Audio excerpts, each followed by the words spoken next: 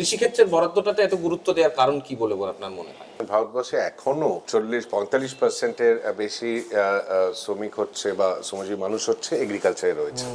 একটা জিনিস মাথায় রাখতে হবে, আমাদের কিন্তু কৃষিক্ষেত্রে জিডিপিতে তার অবদান কমতে কমতে এখন প্রায় 15%-এর কাছে এসে গেছে, কিন্তু ওখানে 45% মানুষ কাজ করে, অর্থাৎ আয়ের নিরিখে ওটার অবদান 15%, কিন্তু এমপ্লয়মেন্টের নিরিখে ওটার অবদান 45%। এটা এমনিতেই এগ্রিকালচারে একটা মারাত্মক খারাপ অবস্থা রয়েছে। যদি একটু পিছনে যাই, দেখবো যে আমাদের ওই ফার্মার ইনকাম ডাবল করার একটা প্রতিশ্রুতি কিন্তু ছিল 2017 সালে, এবং সেটা আমরা জানি যে নানাভাবেই সেটা হয়নি, কোনোভাবে ধারার কাছেও যায়নি।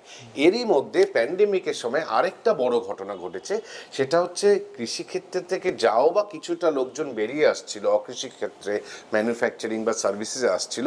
প্যান্ডেমিকের সময় ওই যে সবাই ফিরে গেল, তাদের মধ্যে এই প্রথমবার বহু দশকের পরে এই প্রথমবার এগ্রিকালচারে জনসংখ্যা, মানে যারা কাজ করে তার সংখ্যাটা বেড়ে গেল।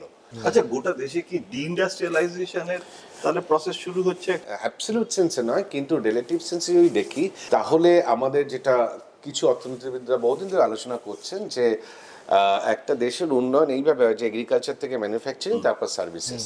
এবার ইন্ডিয়াতে কিন্তু অনেক আগেই এগ্রিকালচার থেকে ম্যানুফ্যাকচারিংটাকে বাইপাস করে আমরা সার্ভিসে চলে গেছি। আমাদের ম্যানুফ্যাকচারিং সেটা কখনো সেভাবে পরিণত হয়নি।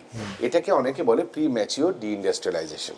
ডিইন্ডাস্ট্রিয়ালাইজেশন কথাটা সত্যি, আগে টার্মটা প্রি ম্যাচিওর, মানে ম্যাচিওর হওয়ার আগেই ম্যানুফ্যাকচারিং থমকে গেছে, সার্ভিসেসটা বেড়েছে।